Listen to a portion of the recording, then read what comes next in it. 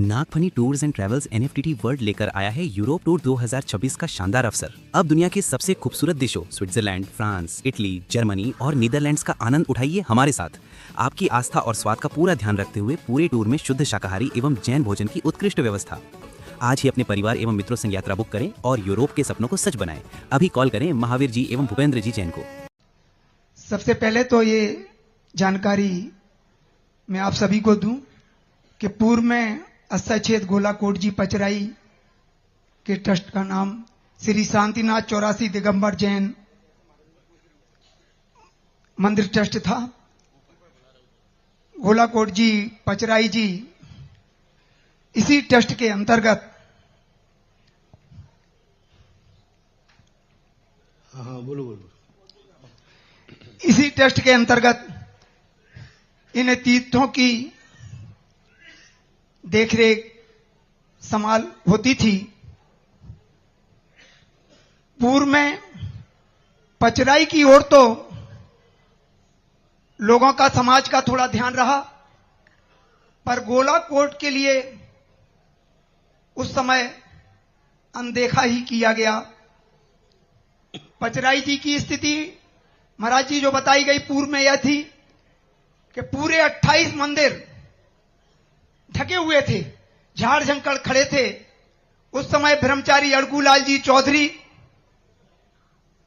थे और उन्होंने वहां रह के और स्वयं के तरफ से वो साफ सफाई की। उस समय चोरों डकैतों का बास था, वह मंदिरों में जाके वहां रुकते थे।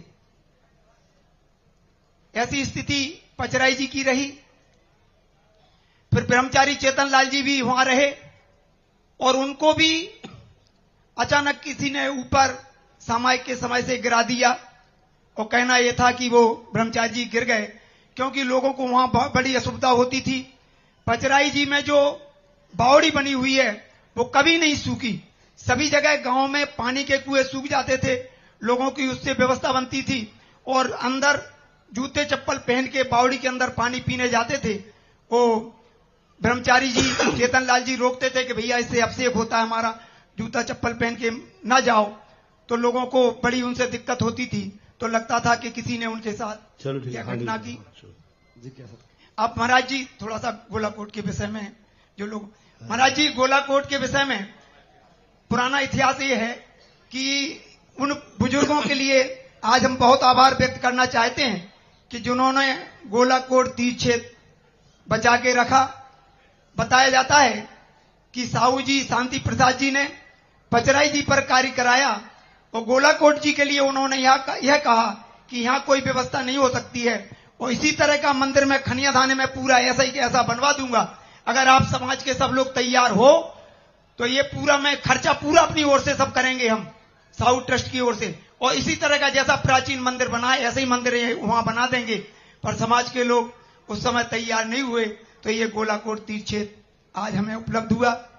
और गूलर समाज के वह बुजुर्ग लोग श्री श्यामलाल जी चौधरी, चंदभान जी, श्री महेंद्र कुमार जी ब्याह, माने इन्होंने निरंतर उस ऐसी व्यवस्थाओं में प्रयास करते रहे जितना उनसे बन सका। अथक प्रयास इस क्षेत्र के लिए किया और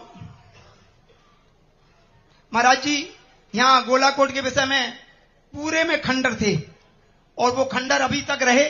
और बताते हैं कि दिगंबर जैन समाज में, परिवार समाज में देदामुरी गोत्र है और देदामुरी गोत्र के 700 परिवार और 900 कुआ नवासी बावड़ी, ऐसा किंवदंती है यहाँ।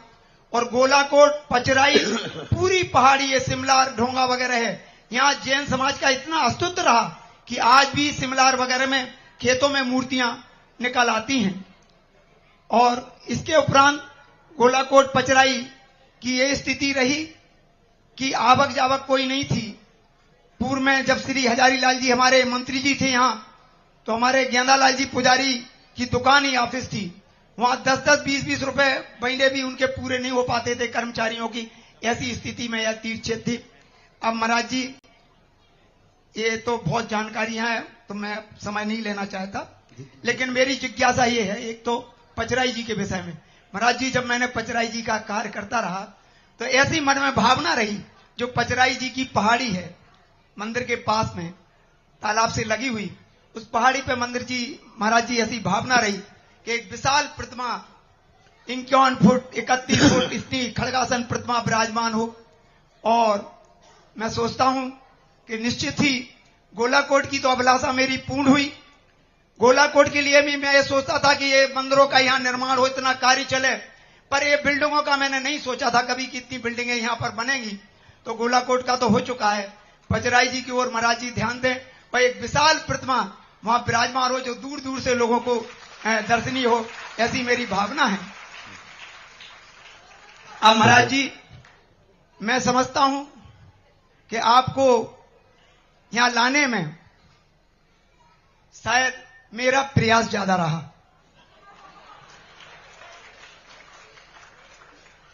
और अभी तक जो भी मेरे से बन सका, अच्छा हुआ बुरा हुआ, जो भी अच्छा हुआ वो हमारी पूरी 84 क्षेत्र के सहयोग से हुआ, और जो कुछ भी गलती हुई वो मेरी अनभिज्ञता से हुई, उसके लिए मैं सभी से क्षमा प्रार्थी हूं। और महाराज जी अभी तक जो मेरे पास ये कुछ गोलाकोट पचराई जी की एफडी वगैरह रही हैं, कुछ उसकी सामग्री भी है, विमान जी पर लगाने के कलश वगैरह जो विमान जी सजाया था उसकी सामग्री है, जो भी मेरे पास है मैं आज आपके समक्ष वह सब भेंट करना चाहता हूं। और आप मेरा ऐसा निवेदन है कि महाराज जी इस नई कमेटी के किसी को भी आप नियुक्त कर दें कि जो भी सामग्री हो मुझसे बराबर। देखिए बहुत बड़ी इन्होंने अपनी कहानी सुनाई, और इन्होंने वस्तुतः वह सत्य स्वरूप कहा। मैंने मेरे सामने जब आया था, यहां से सब तरफ से सबका एक ही मन था, सरकार का भी मन था, साहू जी का मन था कि गोलाकोट को यहां से उठा लिया जाए मंदिर को, और सबका मन था। लेकिन आदिनाथ भगवान के संबंध में मुझे जब पता चला, मैंने कि भगवान जब आपको चोर ही नहीं उठा सका, सिर काटेगा ना, तो आदिनाथ भगवान का सिर नहीं काट पाए, वो ही नहीं उठा सका तो कौन उठा पाता। आज देखो, यदि आप यहां से उठा लेते तो अक्षम अपराध हो जाता, फिर नीचे खड़े होकर कभी कहते तो पचराई जैसा शायद इस पहाड़ी पे हम होते। आज अपने पास ये पहाड़ी थी, और यदि ये पहाड़ी नहीं होती तो आज जैसे आप पचराई के लिए कह रहे हैं कि काश यदि पचराई पहाड़ी पे पहुंच जाए तो एक बहुत बड़ा रूप बनेगा। तो ये सारी चीजें जो हैं, कभी कभी उस माटी होती है, वहां बैठे हुई मूर्ति होती है, वो खुद कहती है कि मुझे अपनी दुर्दशा पे छोड़ दो, मेरा कोई ना कोई आएगा उद्धार करने वाला जो मुझे संभाल लेगा।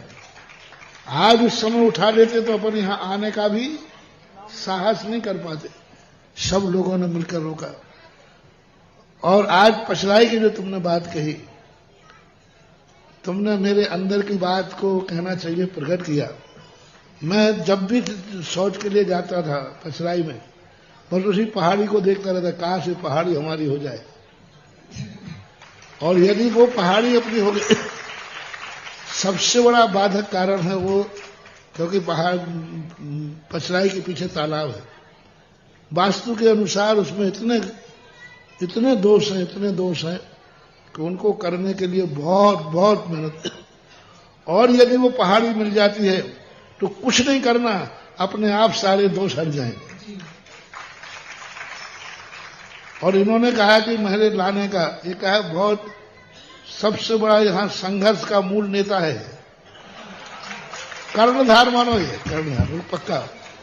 और मुझे लाने में कहा, जहां कोई बड़ा योद्धा मिलता है तो फिर मुझे भी वहां यूं करने का भाव आता, मैं चलता हूं। मुझे भी अपना अपना शौक है। जब मैं यहां आया तो यहां आपसी में ताराचंद, दो ताराचंद है, एक अभी है, एक चले गए, तो काफी संघर्ष था। सरल जी, जो इनका नाम सुनील सरल ना, सुनील जी देव, ये युवाओं में थे, तो युवाओं में थोड़ा सा ग्रुपबाजी हो ही जाती है। तो इसने हमसे भी खूब संघर्ष किया, ट्रस्ट बना, ये बना। हमने ट्रस्ट बनाया तो इसने कहा कि नहीं, इतनी नहीं होना चाहिए, ये नहीं होना चाहिए, सब चलता रहा। और मुझे एक बार इसका आने का हुआ था, मैंने इसकी शक्ल देख करके कह दिया था तारा दिन से, मैंने इसकी चिंता मत करना, एक दिन ये लड़ने वाला मेरा लाडला बनेगा।